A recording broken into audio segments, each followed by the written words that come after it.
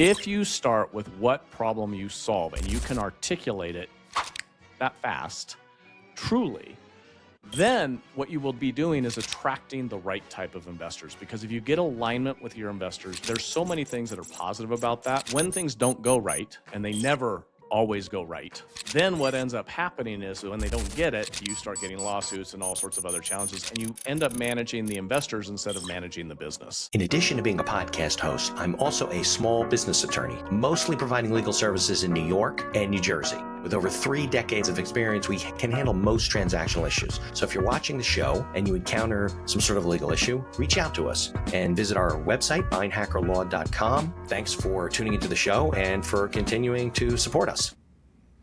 All right, everyone. Welcome back to another episode of the show. As always, I'm Mitch Beinhaker, your host. Welcome back to another episode of The Accidental Entrepreneur. We're in the 400s now, so we're cooking. Yeah.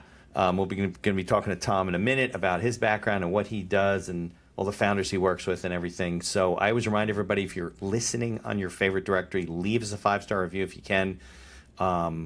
If you don't want to leave us a 5-star review, you can leave us a lower review or leave us no review. I appreciate honesty. We can improve the show. If you are watching us on YouTube, share, subscribe, like us, because we're continuing to drive the video channel of the show. If you are also a sports enthusiast, I have just started a new sports podcast. My son moved to Fort Worth, Texas, and we jump on every Monday night and talk about NBA and NFL draft and hockey and WNBA and all the stuff that he likes to talk about. So if you check it out, it's called Benches and Bleachers. We're about like 400. We're like 4 episodes in on YouTube.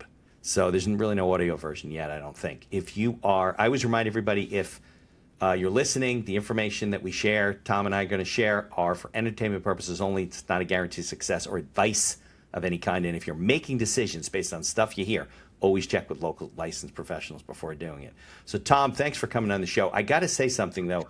I get bios from assistants all the time. I got to read this, right? So I usually get bios, and they're just, Tom did this, and this is his background. So this is the way his bio starts out.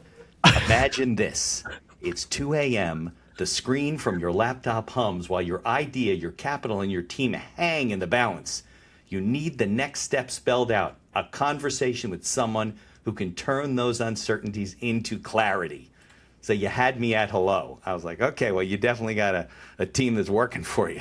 I love that. Yeah. That's great. Yeah. I never even know what they're going to say about me. One day I'm going to show up and it's going to be something that has no relevance, and I'm going to have to punt with it at some point. I figured you didn't even know that, right? Because they're sending it out, right? They want to do that. Yeah. They wanted to catch my attention, right? All right. So why don't we? By the way, where are you located? I live in Lake Tahoe. Oh, nice. So it's 3 o'clock here. So it's like 1 o'clock there, or noon? Just noon. Noon. Yep. Okay, good. So you got midday. You got a day left. I'm almost done here. I was in Salt Lake once for business a couple of times. Beautiful city. So Beautiful city. How far is Lake Tahoe from Salt Lake? By flight is about 50 minutes, 50 minutes. Oh, you got to fly. Yeah, and then by car it's about 7-8 hours. Okay, so it's pretty far.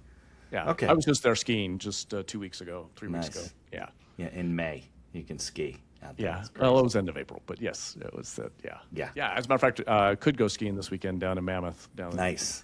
That's actually what I do, and everything else I do was to support the. As a matter of fact, I was just on with the executive director for the U.S. ski team. I'm very active in the ski industry. I am the chairman of a nonprofit ski mountain, snowboard mountain. Nice. That we get adaptive skiers and boarders up there and all sorts of things. So, can you ski in shorts? Is that true at certain times, or that's not true? No, absolutely. I do a lot of summer training. I'll be down in Chile in the summer as well, but it'll be there winter. But yes, you can. I don't recommend it if you're doing anything. Still cold, right? I mean, the snow's frozen. No, it can be really hot on the air temperature. The snow, if you do fall, and when you do fall, yes, that's going to be cold. But it's like jumping into a cold lake. You're in. Okay. Yeah. So it's it's kind of like jumping in the Atlantic. It's not that bad. So it's not like you're going to get like frostbite on your skin. Only if you end up being stuck there. And at Mount Hood, which is up in Oregon, we do summer race camps, and that's a glacier. And invariably somebody dies every season because a storm comes in and they don't think about it, and they're up on a glacier and they're not prepared. These are usually hikers, not skiers. I was going to say, these are hopefully not campers. You lose one a season. That's not a good record. No, they're hikers, Yeah. climbing up the glacier. They shouldn't be And up there, somebody, they don't, they get lost, they fall, they die. Oof. We find them someday down the road. Ugh. God. Oof. That must be terrifying for the students. The kids try to find a body sticking out of the snow. Man. Fortunately, it's none of our kids that are skiing good. on the mountain. It's a little bit up further, and it's a little bit off on the crevasse. And it's not one a year. I'm sorry, Mount Right. Hood. I'm probably making really bad. Not like you're going down the slope and there's hands sticking up. Yeah, no, that doesn't happen very often. Okay, good. So why don't you, we're getting off topic. So why don't you tell me, I know you said you started your first business when you're 12. Yep. What did you start? Was it paper route or something? Kind of. No, I had a paper route when I was like 7 and started folding the What newspapers. do they do to and children in delivering the Utah papers. to make them Yeah. work when they're like? They do. Yeah. No, it's a freedom to work scenario. Actually, really good for this. Total aside, if you've not met Connor Boyack, he's got the Tuttle twins out there, and one of the main things he's gotten the legislation across the country that kids can have lemonade stands. He's actually gotten the state. I heard about that legislatures because it was to like, change. yeah. He'd be a great guest for you because I'm just Okay, great. hook me up with great them. Yeah, person. because I'll you get in to most states you need like to be like 14 to get a working papers. and you whatever, can't do but- it, and they come by and they harass them, and the Yeah, food it's department ridiculous. comes by and they don't have a grease pit, and it's like all these different things. That's ridiculous. $42,000 later, you can open Right. up your For lemonade 25 stand. cents, they sold 4 lemonades, So my background was, my parents weren't around by the time I was 12 through illness and injuries and different things. So my older sister was raising me, and we live in the Sierras. It's cold here, and because she's only slightly older than me, we didn't have a lot of income. So I'm growing up in a breezeway between a house and a garage. We had food, but we didn't always have heat. Wow. And so starting to figure out how I can make more money than just a paper route was we have a lot of snow and we have yards that are going on. I said, gosh, I can mow lawns and I can shovel sidewalks and I can watch people's pets. So we started a home care business at that time, and I was able to recruit teammates from like the football team and the baseball team to work for me. And I So started this is putting like a together real that. business. It was a real business. No, and I actually talked to bank and to open a payroll account for Wow. me, a 12-year-old back then. Yeah. Now, it's the 70s, so No, it's a I little understand. different. Yeah. You couldn't do it today. You It would couldn't be do it hard. today. No, Yeah. no. So how old was your sister? She was 20 at the time. Oh, because she was old enough to be your guardian. Yeah. Yeah. It was By a law. By I law, don't know. she was. I don't know. Mentally, she was able to, but yeah, legally she could. Okay. She still is damaged from this scenario. but I'm sure that was very hard for her.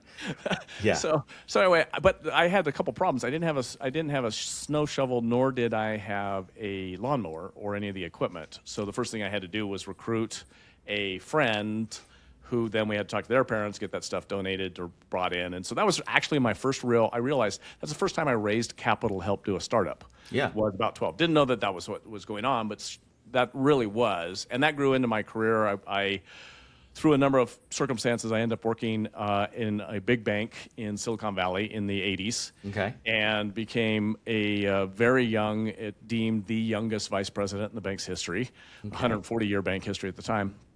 And it's because what I really somewhat understood was what small business people were like, and that bank wanted small business people. So in 92, the first real major downturn of my adult career happened, real estate major crash in California. Yeah. And I had people that had been coming down from the big interest rates of 18, 16, 14% as customers, and I had other customers that were bank customers, very bankable, but the bank wasn't lending.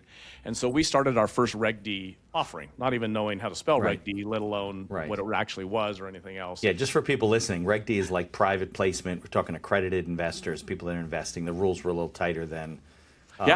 And by the way, also for people listening, so I knew this too because my grandfather would walk like down the street to get an extra quarter of a point on his CDs. He was getting whatever, 16, 18%, just so everybody thinks that's so unbelievable. Inflation was like 22%. So everything was relative at the time. Yeah, that was under Reagan, right? It was like in the 80s? Well, it was Carter into that. Stagflation led into these, and you had our Fed chair that's battling that. Then Reagan came in and actually continued to raise for a while. Then it dropped. Then it started and then we came down to where, but I remember when people were renewing their 15, 16% CDs, and they're renewing at 10, right? And they're just dying. I mean, they'd be killed to have a 10%. Right. CD Plus, they're rate. locked into a mortgage at very high rates. It's crazy. Huge. It was a crazy time. My first mortgage was a 12% ARM. 12% adjustable. Yeah, it would probably go up a lot too. Now so you obviously 12. You lost your parents, but you did stay in school. So you went through school, you went through high school, and you went through college. Because how else would you be working in banking, right? Yeah, I got a couple degrees. Okay. Ended up going to Harvard for my advanced degrees. Then I got a doctorate Yep, Dr. in Thomas law and Powell, policy. So I got 2 law degrees. Did Pritzker Law School, finance, MBA, studied abroad. You have your I got MBA and your JD. Yeah. You like to be a student, don't you? I do like to be a Glutton student. for I'm punishment. also a university professor, type of Yeah, thing. that helps. I basically can't keep a job. All of that came about because just one, truly a love for learning. And our business became very successful. Part of it was timing, part of it was location. We're in Silicon Valley. And we got a niche for being able to help founders, specifically founders, raise capital. And that was important because if you go to the early 90s and you've got .com 1.0, so I don't know how old your viewers and listeners are, but .com 1.0 ends in 99 Right. when it blows up. Yep. And everybody thought in Pretty that much industry. everything blew up except Amazon. That was about it. Yeah. Well, they were just starting. So Yeah. my But they my lost Amazon money account for a goes long back time, didn't they? for a decade. Yeah, More than a decade. Yeah, Yeah. exactly. So my thing goes back to 99, my Amazon account. So anyway, we raised this money. We started doing a number of different ventures, and that grew into our company. We relocated from San Francisco back to Nevada, which is where my family's roots are from. My So grandfather was did you a prospector. become what the early stages of a private equity group, basically? Yeah. I mean, right? Yeah. Okay. And we've been all of this time very founder centric. So Okay. when we started a founder's office, or when we started our family office, so we got to a point that we're like, okay, I'm kind of quitting. I'm going to go ski and coach and do different things. So we created a single family office at that time when that was still a relatively new concept. Yeah. And we would do joint investing with other family offices, and we had the legal finance background. They had other parts to it. They were generally manufacturing or other things, or tech where they made their money, and we'd bring in this systemization. We were very, very founder-centric. And by that, what I mean is when the early VCs were coming into the founders, the model was come in, get the founder out because they can't run a company. They started it, they pulled it together, get the founder out, put them in a box. And we said, you know what if we kept the founder in? Because I'm around a lot of founders who ended up doing like Steve Jobs and that when they stayed in, the business did better. Right. You couldn't let them be CEOs. No, They're because not that the was a adult in different the room. skill set. Right. Yeah, they're not the adult in the room. Right. They're But the you can help creative. them. Yeah. So that's where we are now at the Founders Office. So if you go out to foundersoffice.com, that tells a little bit more about us. It gives access to what we do from our brain trusts. The family office may or may not make investments. That's not what we're about from the Founders Office. But we pulled our legal team and a number of our finance people and our strategy people, and they have built some really cool tools for founders to be able to use. We have a Wednesday noon Pacific lunch and learn where founders come on and tell us about what they're building. We help them with their presentation. So do you And, hold positions in companies right now, like your office? Several hundred, yeah. And it's just really one family that you It's guys... just our family, yeah. Just your my family. Just my and so you don't. It's not a multifamily office. You might JV with other We do. offices. We but- JV with a lot of other offices, yeah.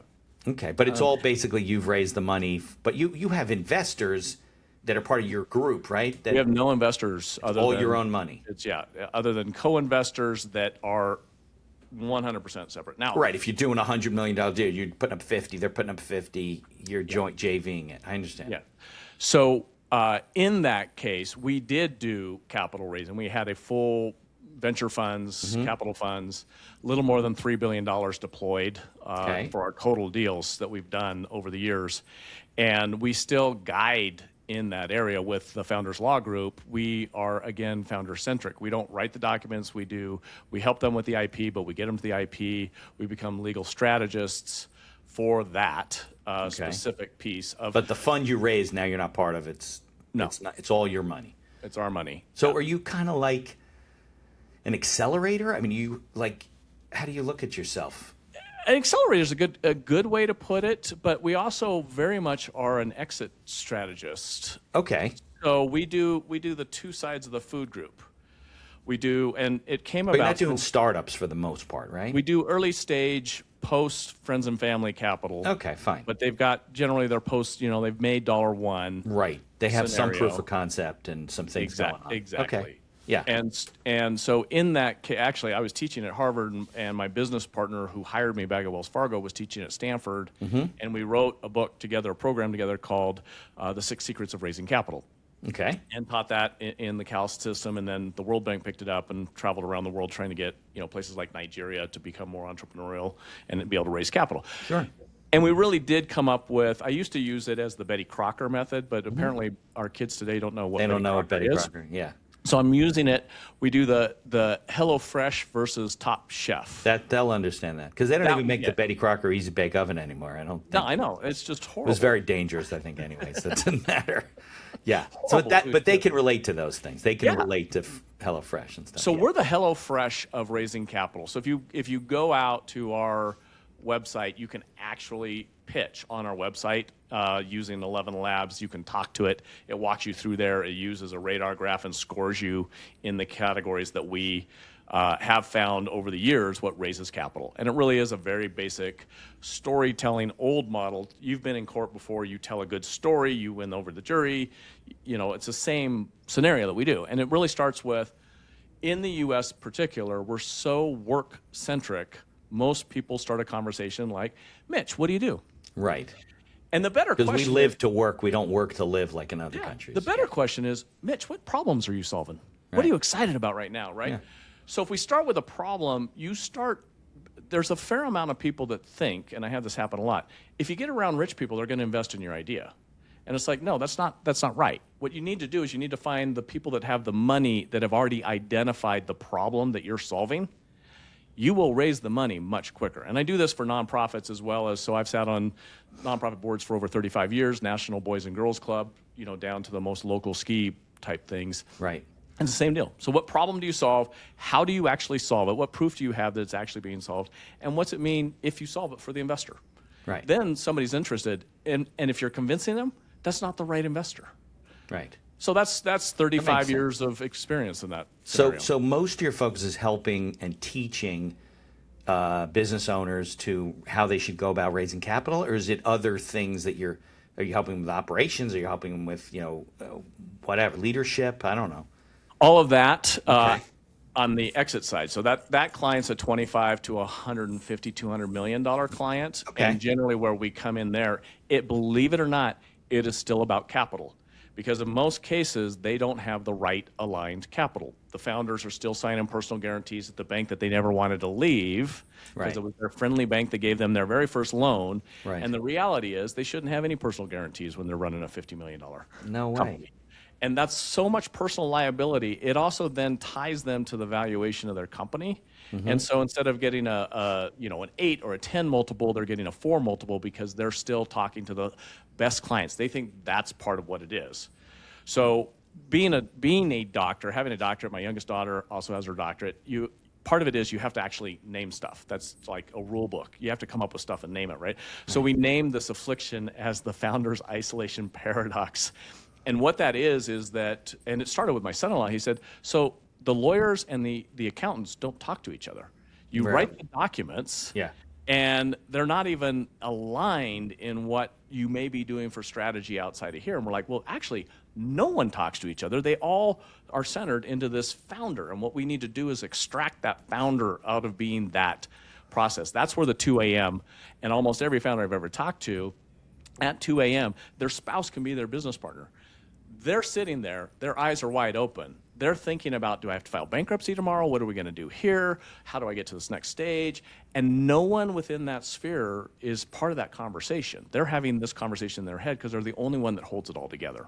Yeah, well, it's even on the smaller scale because I work with businesses probably under. I mean, I've done some bigger ones, but let's say under 50 million, mostly under 20 million, family-owned businesses, things like that, and we communicate CPAs and attorneys and all that kind of stuff. But the small business owner, like one of their concerns is, if I get all these people in a room, I'm going to get a big bill from everybody. Like, money, seriously, I think it ends up costing them more money, by the way, because there's mistakes that are made and there's things that are going on. We're structuring a deal based on something that the CPA might have told me, but he didn't get all the information from the owner, and now we're going on bad information and stuff like that. So I think that, but like you said, it's like when you get up to that level and you're talking about a company that's doing 50 million And the reason it shouldn't be personal is because there's plenty of collateral there. There's no reason why your life should also be on the line once you get third born too.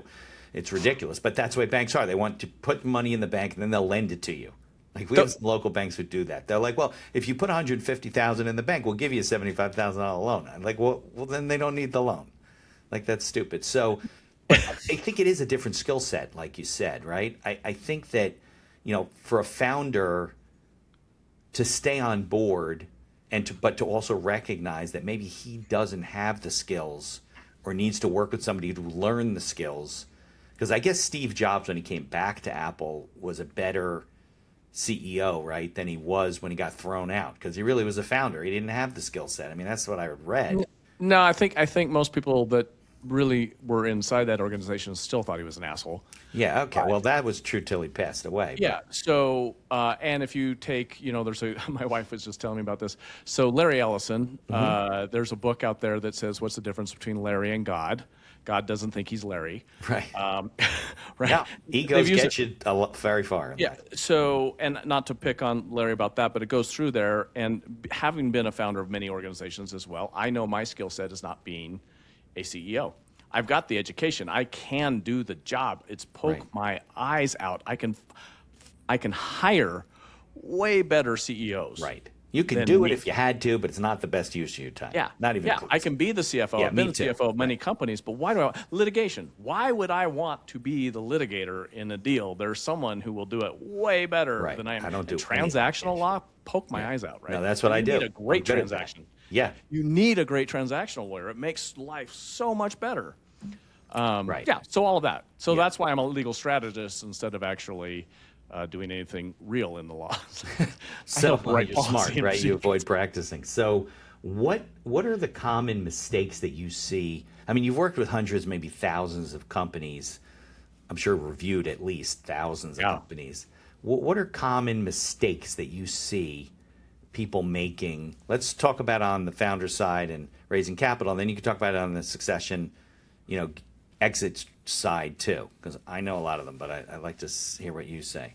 So the number one, well, I don't want to say number one, but a primary mistake in raising capital is they don't get their story down.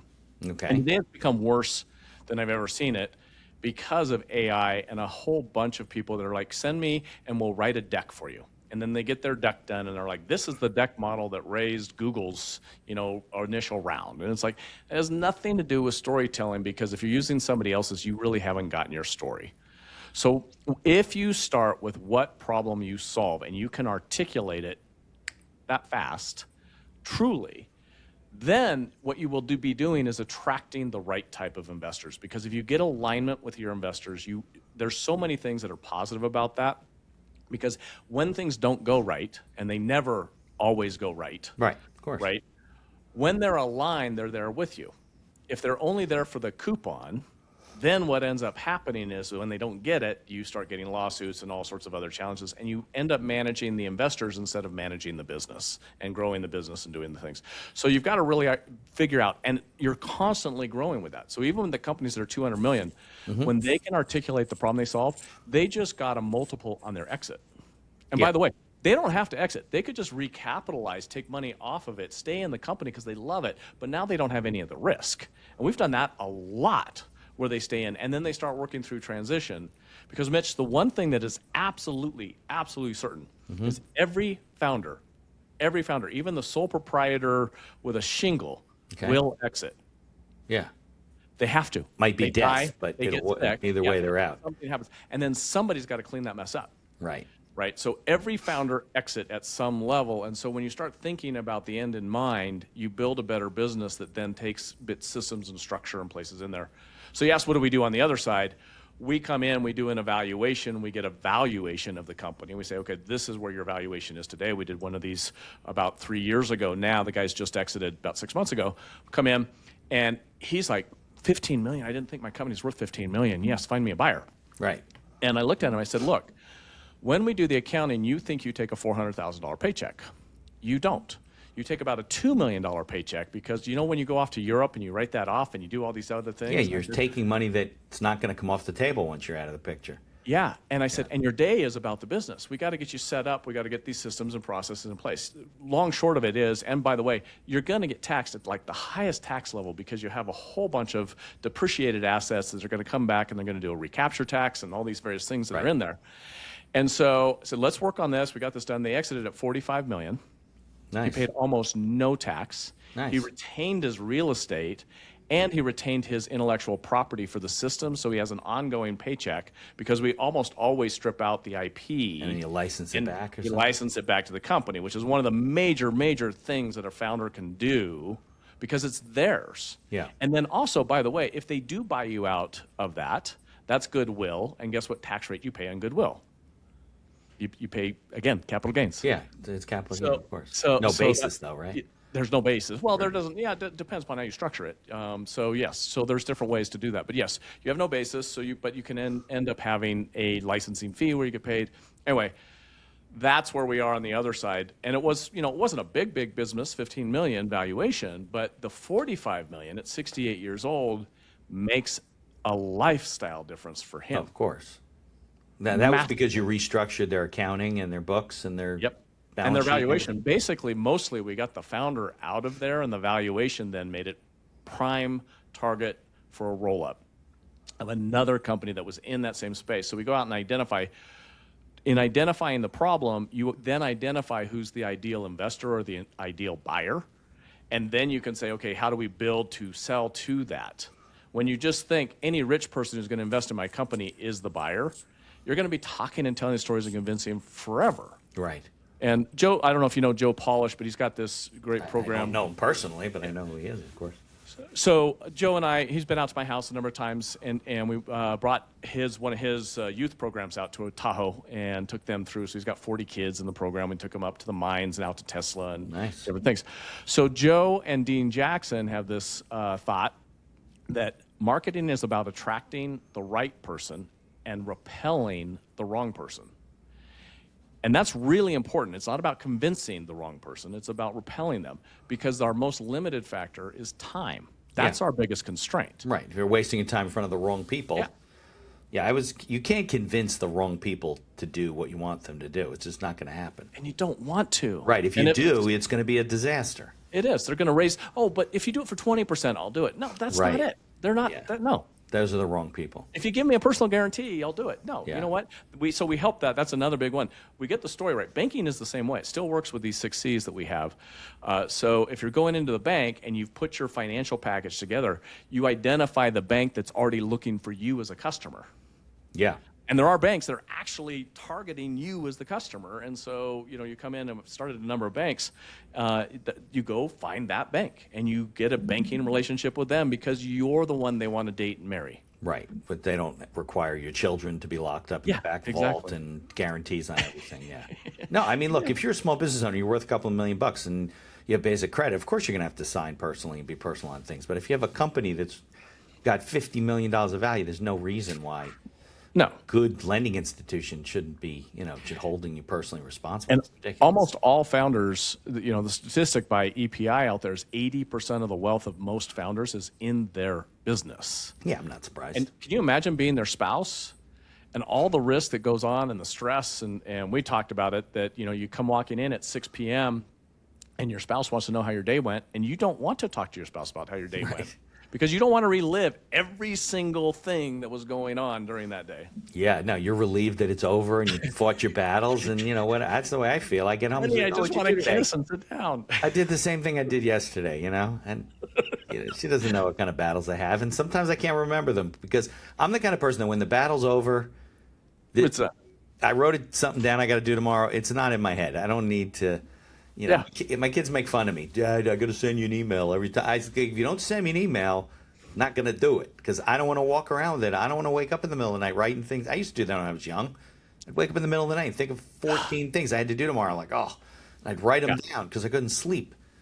I don't do that anymore now, but that's comes with skill and organization. And Mitch, that's the founder's isolation paradox right there in certain ways, right? And then you set up systems and structure, and it gets it out of the way. And we've never, ever had a better time grew up in the Star Trek age, and then Jarvis came out, type scenario. I'm watching Right. these computers, and I'm in Silicon Valley, and I'm seeing what the future is going to look like. It's and going to look like that. It's not going to be movies anymore. Yeah. No, it's I mean, so look what's cool. happening with AI and all these agents that people are building, the automations they're putting in the business and the tools they're using. I mean, We have an army of agents, and we have an army of humans that are making the agents and controlling and because, by the way, what agents need?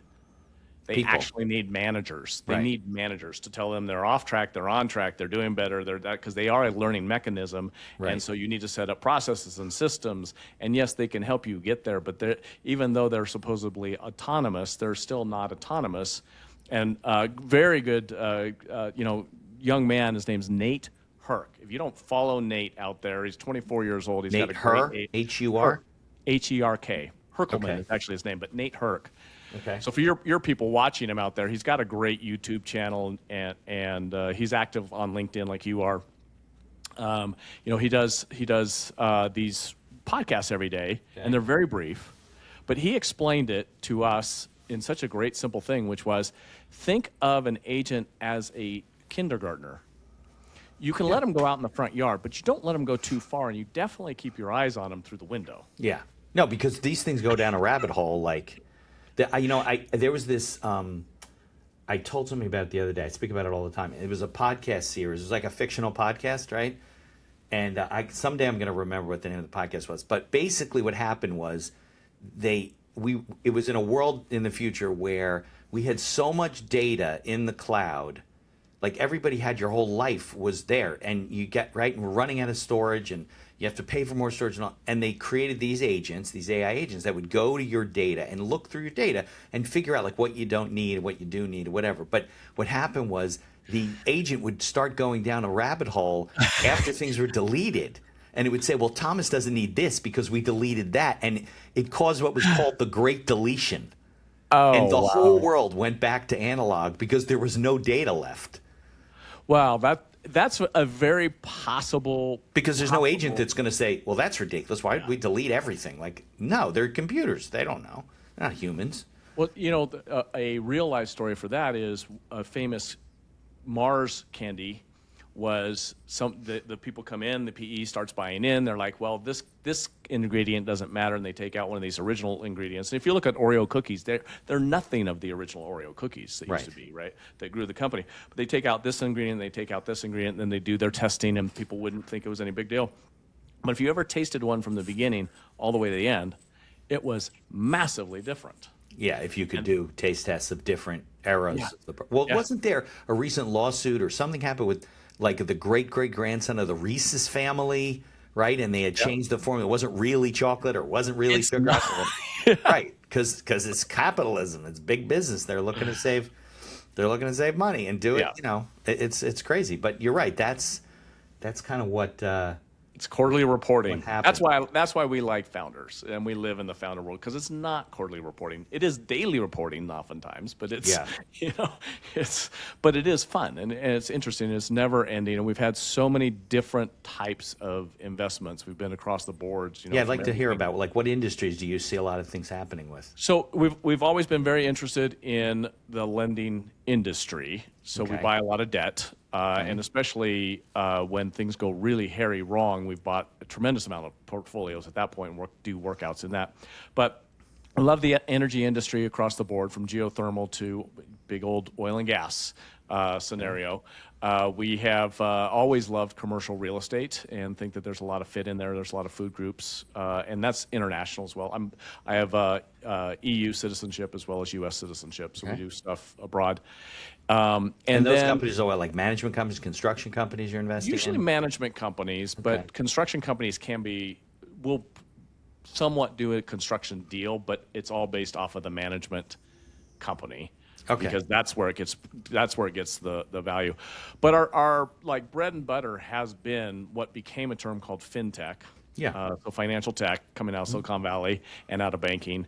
And then we moved into also med tech. So that's of late, those have been our most recent major investments are in the med tech side. And these are companies that provide mostly software products, I guess, for the financial or the medical industry. Or are they also physical products. There's hardware. There's a Hardware? fair amount of hardware, but it's the software that makes the company actually run. So the hardware gets, I don't know if you've seen some of the recorder devices for AI.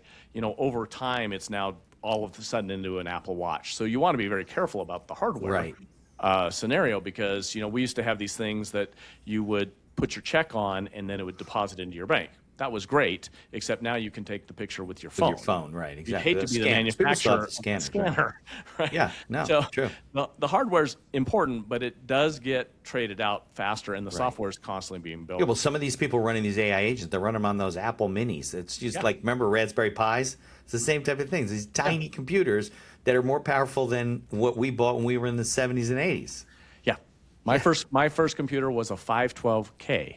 Yeah. Today, people don't even understand what 512K My means. first computer in college was a Macintosh 128K. I wrote a 5-page paper and it crashed. I had to get the computer students, because you couldn't open them up in those days. They would crack open the thing and burn in chips. You couldn't even just pop them in. Nope.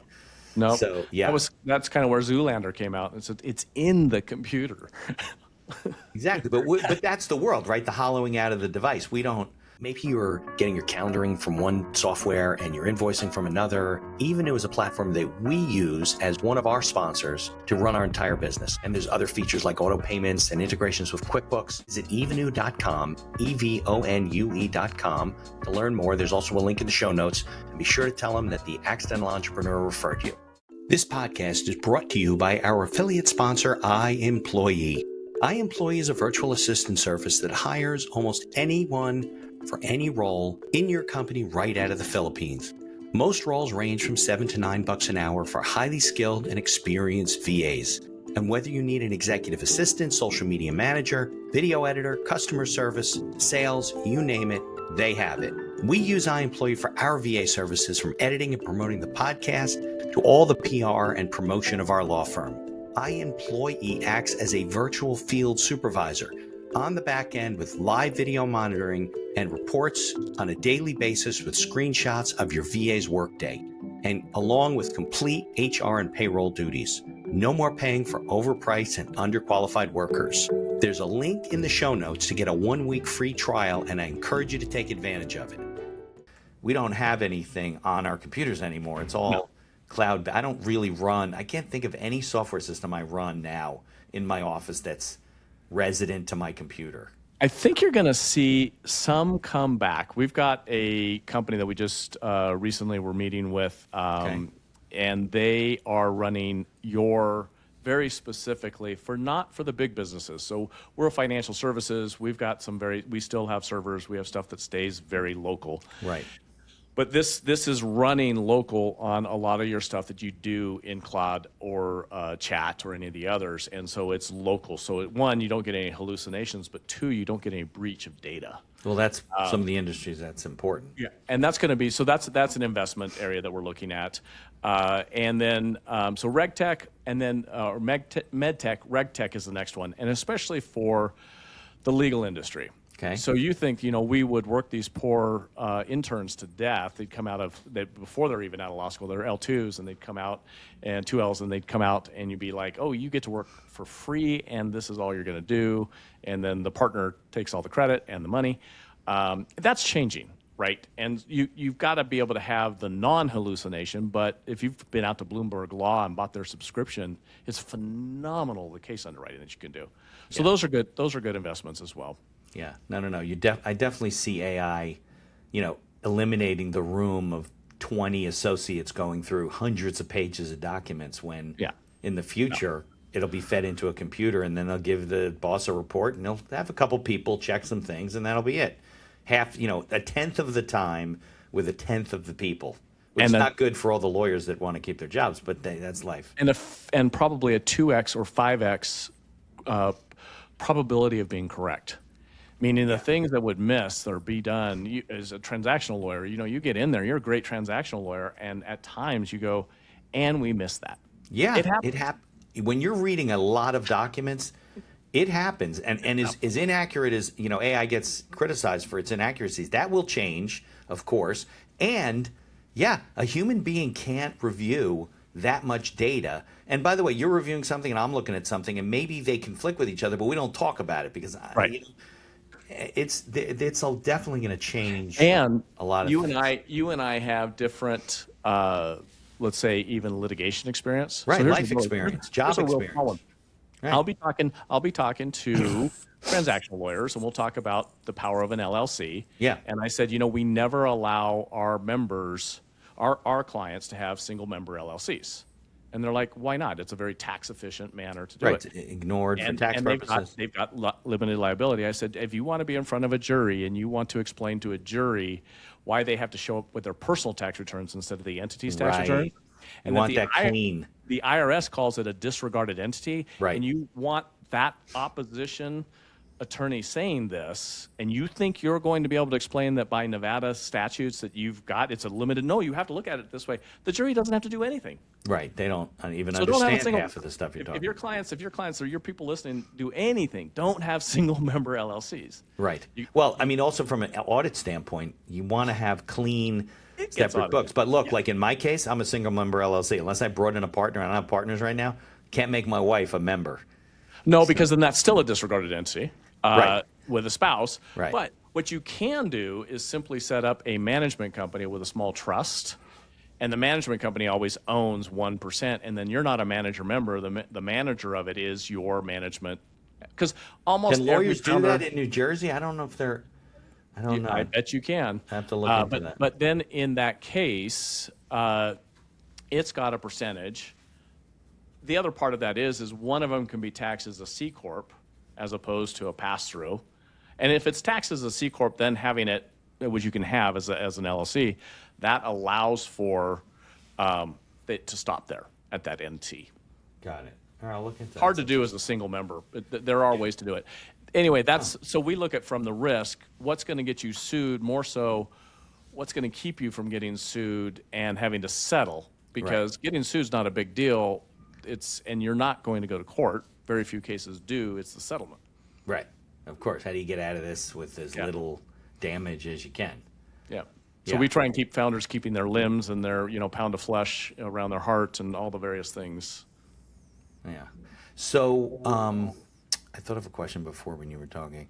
When you're dealing with people who are older and they're looking to transition out of their business, like when is too late to start thinking about that stuff? Like, obviously they don't come to you and say, Tom, we're thinking of selling our business in a month. They do. Like, they actually do. Well, I know, but they shouldn't. No. The ideal, it takes about 3 years for most of the cases, unless something's really been going on, because there's so much to fix. Yeah. A lot of times what we've got to fix is the founder, getting them to understand. It's almost reintroducing them to their spouse, like they've been away at prison or away, serving across in a foreign country. Right. It's like, you've got to build a life outside of the company, Yeah. because your identity is so tied up to it that when you stop doing that, it doesn't end well. You either take your big wins and you reinvest in the next company, and by the way, much of the time you lose, because you usually bet on another horse that you see your value in there. So we set all these things up to where you are transitioning out slowly. And again, even if you're not going to transition out, we have a fair amount of founders that look at it and go, I don't want to transition out. This is so much fun. And I'm not doing anything that I didn't like to do. I'm only doing what I like to do, and the company's running. It's like, great, let's get some capital off. Let's get everything taken care of. And then let's make sure we have a transition plan for when you do have to leave. And then let's walk, what does that look like? Is it an ESOP? So most ESOPs, I think, fail. You still see ESOPs? Yeah, you do. Right. And I've been never a fan of ESOPs until now at this point where it's like, this can actually make sense if it's not the only way out, it's actually a chosen way out, and you found and identified the right people. Right. And so you you still move need people to through- run the company. You can't just sell it to your shop workers and then No. have a nice life. Yeah, so by that time, you've built the right team that's managing the company. You're not holding on to the clients. You don't have any personal guarantees on debt, and that's one of our primary ones. Get them out of the personal guarantees on debt so that you're not carrying any of that risk.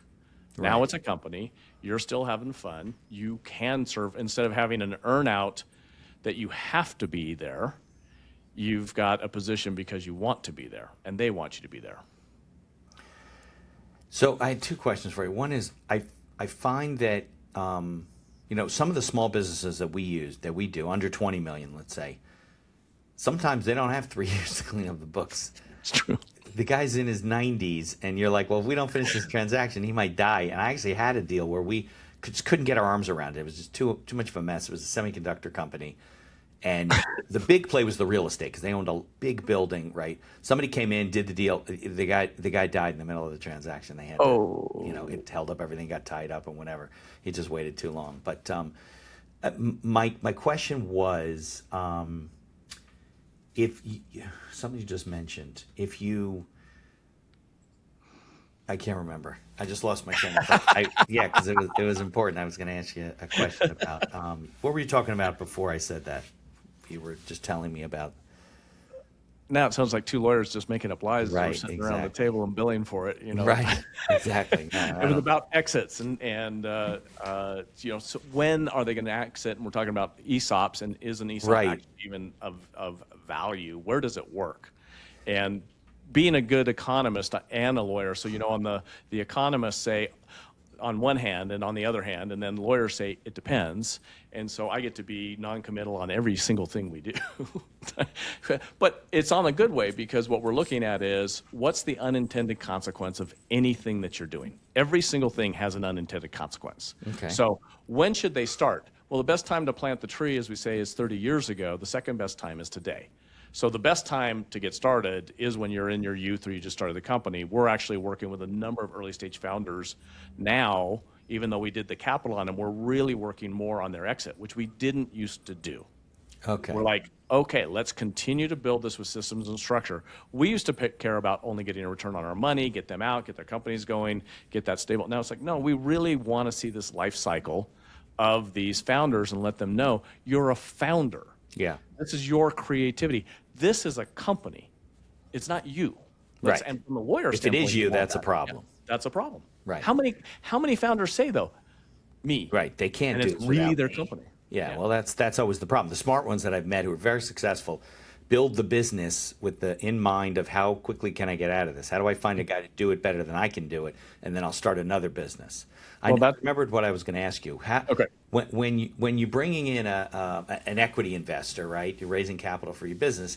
How are these deals often structured? Are they more often like debt structure with options to convert to equity? Are they straight equity? Are they getting return on their capital, or are they really waiting till there's a sale? Does there have to be a sale? I mean, what do these deals look like, and what are these investors looking for when they put money on the table? So on my Substack, I was following a couple of people pontificating about this, and they're doing the Y Combinator safe, and I'm like, we never ever invest in a safe. Yeah, no safe notes. If you can't identify how I'm going to, what value you think you're growing towards, even if I know it's all bogus, but you can identify that you've done that hard work, and you can tell me what percentage I'm going to own and where this money's going to go. I don't want to invest in you. And that doesn't mean that that's not the right for some people, but I never really think safes are the right for the investors, even if they make money. It's the adage of you and I go out for a beer, we both drive home, we get home safe. That was a bad decision and a good outcome. You and I get a beer, both of us take an Uber, one of us gets hit and killed. That was still a good decision, a bad outcome. Too many times we measure stuff by the outcome. It's an interesting analogy. Yeah, instead of what actually was a good decision. And if you repeatedly do good decisions, you're going to generally have better outcomes. Once in a while, you get lucky, right? So that's really where you want to be able to look at this as you're building it with the capital. So with the equity, the design is, where do you think it's going to go? So it's stages along there. We name it A, B, and C round type scenarios, pre-money, post-money valuation. What's this look like? Well, in almost all cases, there should be a call to action of what this money does. So if you, Mitch, invest in my company, I'm going to actually be able to take my concept that we've got 100 people willing to pay $10 for it, and we're going to be able to hire a marketing professional, and we're going to be able to take the branding professional, and we're going to be able to tie up the IP.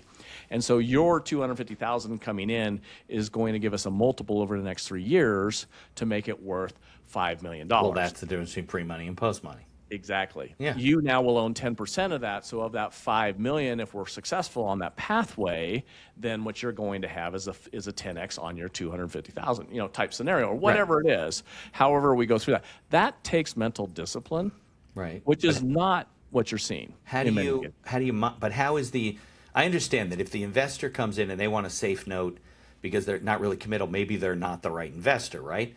But if they are coming in for the 10x because they're putting gasoline on a fire that really can grow in the right scenario, right? How do they realize that return?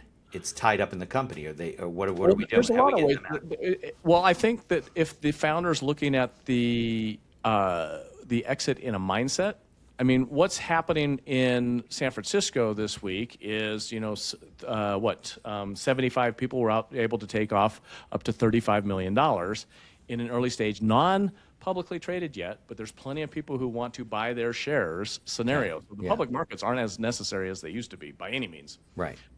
So what's going to be the exit strategy? Because again, all founders exit. So are you going to recapitalize through bank loans? You're going to pay people off that way. You're going to recapitalize the debt there. You're just going to be a coupon. You're going to be a coupon collector for the rest and just getting hold on. income every quarter or whatever. And just get whatever that is. Right. It depends, and it depends upon the structure of the company. And that's a great question. How do I get my money back? Right. Because otherwise, the question. That's the question, right? Because you can grow and you can say, look, we're going to be 20 actually, put your money in, great. But they got to have a way to get me out. I want my money. Well, why? So last year, 2025, and I'm going to be off on my numbers a little bit, but it was the first time in our public markets we had more foreign companies go public in the U.S. than domestic companies. Really? Yes. Our domestic companies are staying private longer, and they don't want to deal with the SEC and all the other challenges that go with it. Because I was the foreign companies that wanted nothing to do with the SEC, and they're always pulling out of the states, but they're doing it. Here's where the really interesting statistic is. 93%. I was speaking in Madrid, where as pontificating on law in Madrid to IE law school. 93% of cross-border companies, meaning they're in companies that do business in different countries, more than one country, right? Filed. That was their IPOs, was in the U.S. In the U.S. So we're still the most stable, most transparent, most That's why, global. right? Even though you've got the London Exchange, you've got the Singapore Exchange, you can go there. But that scenario is because that then gives them liquidity, gives them reach to this market, gives them all sorts of reasons. We've made it too difficult. I think that we're going to be moving, I could talk for 2 shows on the SEC, but I think, we can, there's a lot of things we can do much better in the capital space. Right. But companies, even if the owner puts their own money in, they should go through this discipline because they want to know how they're going to get their money out. Otherwise, they're just buying a job. Well, right? I mean, that's what I would say. If the whole company's about you, then you just happen to be employed by a company you also happen to own. Like it's not, you're not really an owner. You're not really able to go down the street and let your company run for itself. I mean, no. And the smartest guys I know equip their companies that way. Like that's what their goal is. Their goal is how can I become unimportant to this business as fast as I can, and still, grow it and do your job and then go off and you're a founder, go found another company. Yep. Dan Sullivan does it really well with Strategic Coach. Very good. What's the book? Who Not How. Who Not How, right. With Ben. And so, I've been fortunate. I've known Dan for 26 years and Dan introduces me sometimes as the guy, very slow learner with deep pockets, and I'm his ideal client. Yeah, that's very funny. Yeah. So, Dan's a bright guy. I've never got through the Strategic Coach program, but I've had a lot of clients that have. Yeah, I was just there Tuesday. 26 Were years. You? Yeah. You've been doing it for 26 years? 26 years. Yeah. So, real smart guy. It's a matter How old is Dan now? He just had his 80th birthday last year. Yeah, figured so. Yeah, we were there celebrating with him. Nice. Yeah. So. Nice. Yeah, I got a real celebrity on the show today. I don't usually connect with people who not me. I just know the celebrity. Right, I'm not the celebrity. Nobody knows who the hell I am. Yeah, that's funny. Well, they do now, right? Yeah. So, what you were talking about the markets and how they're raising money. I'm curious as to what like where do these people go to raise this capital. Like I've heard stories about, especially I deal with much smaller companies, right? So when you're going out raising capital, everybody's skeptical. They all want your shirt and your 14 children and everything like that, and they all want safe notes, and they want protect, they want personal guarantees, whatever. It's ridiculous. So if you're out raising money, right, and you're a 10 or 15 million dollar company, or you're doing 10, 15 million in gross sales, like how many people do you usually have to talk to before you start getting some people interested in saying yes? Is it less because they're getting advice from you? Does it take, I mean, the guy from Peloton said it was like 450 to talk to or something like that until we started raising it can money. be thousands of people. Yeah. But we do say this, and we hold a number of different little events at different times over my career.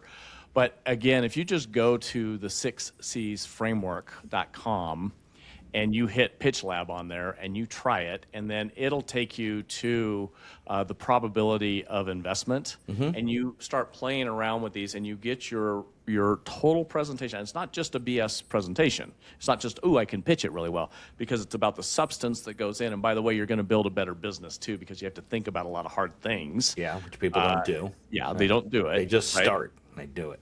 Yeah, they've no got an business idea. plan. Yeah. Yeah, they got an idea, and then they keep going on there. And by the way, having all this stuff prepared isn't about anything other than saving time. It goes to that Stephen Covey quote that says, he quoted Abraham Lincoln, says, if I had to cut a tree down in an hour, I'd spend 50 minutes sharpening my saw, type scenario. So, and that's probably not the perfect ideal quote of it, but the scenario is, if you spend Preparation time, is 90% of it, right? it is. Yeah, of you course. spend the time. So in our case, we believe that you cut down probably 90% of your conversations. And we don't have statistics that actually back that up.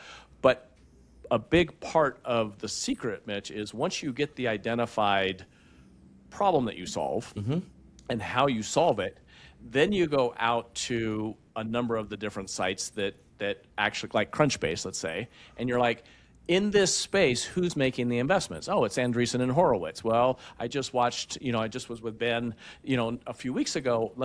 I mean, it's probably not necessarily the truth for anybody else, but, they're like, oh, yeah, so we could do this. And what are they looking at doing? Because what they're already investing in, guess what they're going to do?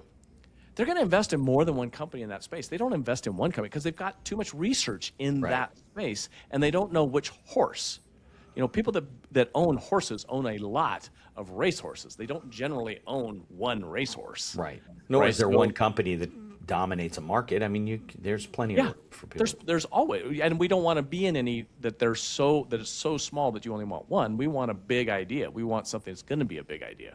Yeah. So they're backing both Anthropic and whatever it's coming on. It's just going to be the next .com bust is going to be like all these companies are. Anthropic may be an exception, and Amazon and all the money companies have money, but the ones that don't, they're going to burst. It's going to be ugly, and I think it will be worse than 99. The markets are so frothy. But as I will tell you, I have identified 10 of the last 2 downturns. Meaning, I'm always, as I've gotten older, I'm like, I cannot believe I'm so conservative about this. I really think this is going to fail. And then it succeeds. I'm like, damn, I missed that one. Yeah. I'm like, there's no good fundamentals on this scenario. Well, but that's, it's just luck, right? I mean, you got to stick with you can't give up your fundamentals. You can't give up your process if it's working for you because you say, I missed that one, and then you're going to change everything. This doesn't make any sense.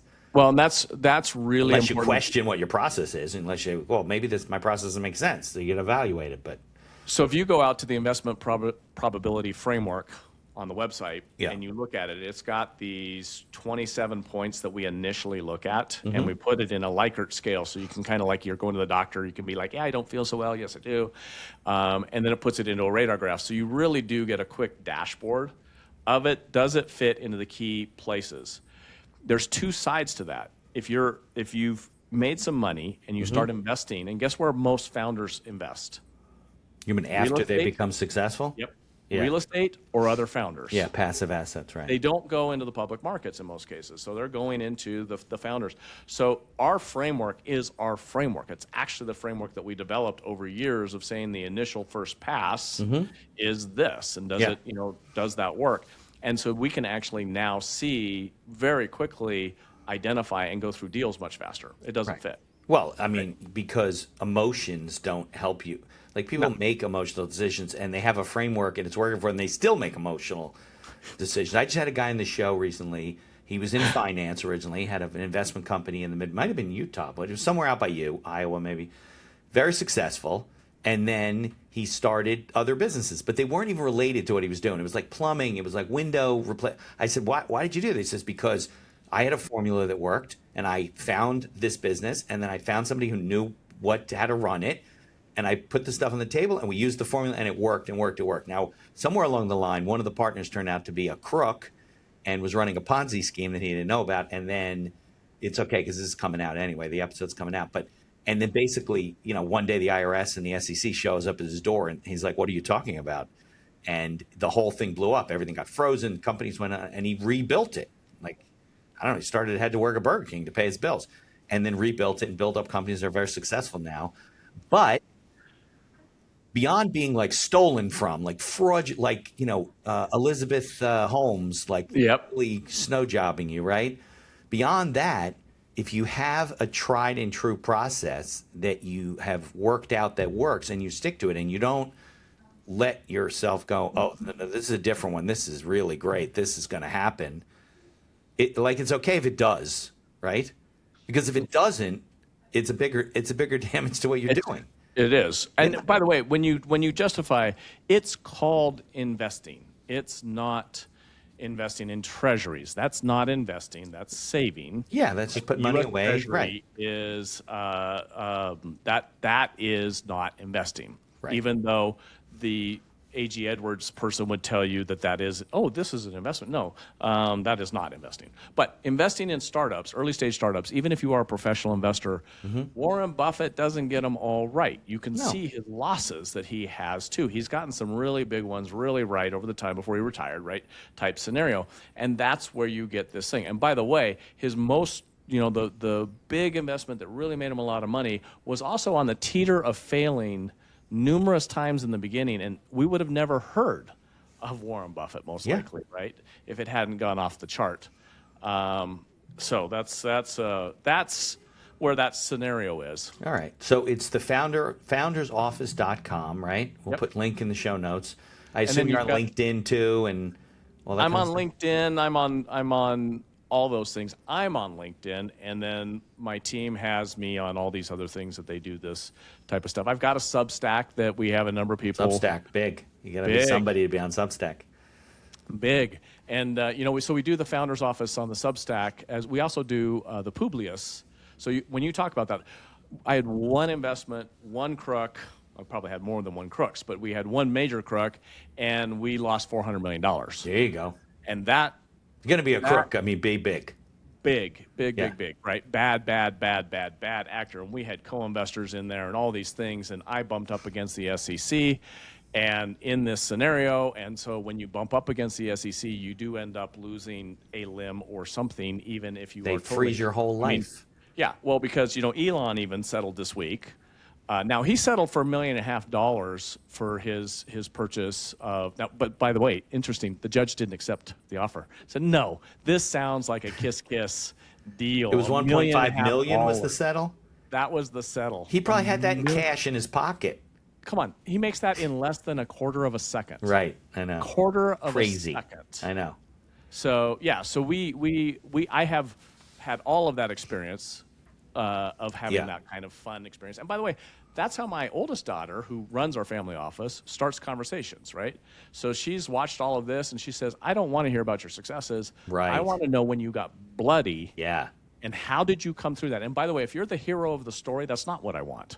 I want that you were down, out. And let's hear all the learning experiences and how big they were. I want to know how you overcame those challenges. And Thomas, what's the book? You said 6 C's to the the book that Bill Fisher, that's my friend. It's called The 6 Secrets of Raising Early Stage Capital. Okay. We've got a number of books out there. I actually wrote about we were talking about The Big Short when you and I were first starting, and I wrote a book pre to The Big Short called Standing in the Rain. Still people buy it often, relative, because it simply explains how that meltdown worked. So basically you knew The Big Short before they did.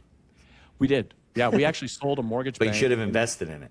Yeah, we didn't do that. We didn't short that, but we did end up buying a bunch of bank portfolios, and that was a great exit for us at the end of the day, because we bought a bunch of really hairy deals. But here was also the part of that. We bought one from a large bank, a bunch of finished lots that they were called. Cost $75,000 per lot to finish them. That was actual cost, not land cost, just finish cost, right? Bank had financed them at 125, valued them at 250. So banks can make really stupid mistakes, and oftentimes do. We told the bank we'd buy them for like 60. They told us to go pound sand. We ended up buying them for 37.5. Okay. Sounds like a great deal, right? Because we then bought all those lots at 37.5, we just created the market, and everybody else's lots dropped to 27.5. Right, the whole market collapsed. Yeah. And so now all of a sudden we're like, holy cow, we're $10,000 overvalued on our lots. Because you are the comp is what happens, right? Exactly. Yeah. So, what we had to do, we had a whole bunch of investors. What does finished mean? The lot was like finished with like curbs, stuff gutters, in the ground. everything. And All they had to do was put the house on. They could the put house it on wasn't up, but the streets, the sewers, everything was there. Everything was there. Right? Got it. And, Like you ready to put a shovel in the ground. Basically. Yeah. Long, short, we made a lot of money on that deal. Oh, ultimately you did? We had to wait a little bit longer than we did, and most people forget how long, what time is for value of money. Yep. They don't count that. People don't know what opportunity cost is. All economics.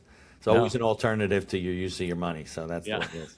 Well, I can't thank you enough for taking time. I know you probably want to get out and ski or snowboard or something out in Colorado, out in Utah. And I definitely we'll put the show notes together. Cool. And we'll connect people. And I say what's great about this stuff is just good conversations that hopefully help people that are listening. And, Yeah, reach out to us. We'll get you the 2 links. The 6 C's, which is what we took the 6 secrets, and I actually broke it down to just the first secret, and we wrote that the 6 C's, which is challenge, champion, change, call to action, and connection. Okay.